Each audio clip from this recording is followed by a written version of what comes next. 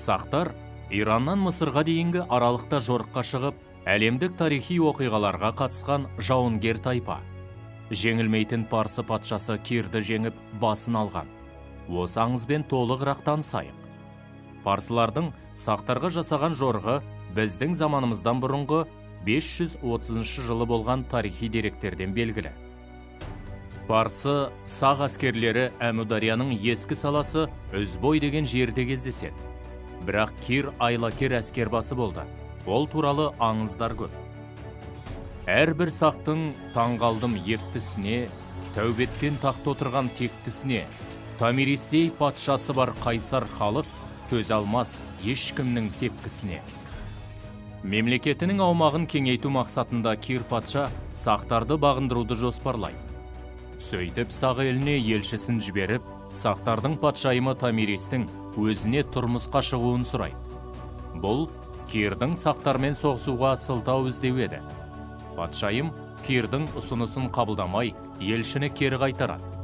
Осыны желеу еткен Кир сақтардың шабуылдаушы тобын алдап қолға түсіріп, Томиристің ұлы Спаргапис бастаған сақ әскерлерін түгел қырғынға ұшыратады.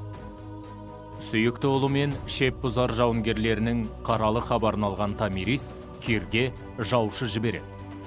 Томирис жаушыға: «Жауыз Кирге сөзімді мұқият жеткіз. Айламен жеңген жеңісіне желікпесін. Есінің барында елін тапсын. Халқымды жерінен, елімді өз отанынан айыра алмайды. Халқымның кегіне менің ызама тимесін». Парсы нөкері: «Аса құрметті Кир патша, сізге сақ патшайымы жіберген жаушы келіп тұр». «Кірсін». «Дат патша, датың болса айт». «Патшайым Томирис сізге мына сөздерді жеткізуімді бұйырды. Ұлым Спаргаписті ашық айқаста қару құдіретімен жеңген жоқ, айламен қолға түсірді. Енді ақылымды тыңдап еліне қайтсын. Тәңір атымен ант етем, аямай жазасын берем» деді. Кир: «Ал керек болса, маған ақыл айтатын адам сақ патшайым емес. Сақтарды жаулап алмайынша тынбаймын, тоқтамаймын». Томирис: «Сені жеңіп, басыңды алдым. Жалғыз ұлымды қулықпен қолға түсіргенің үшін кегімді қайтардым. Елімді жаудан қорғап қалдым».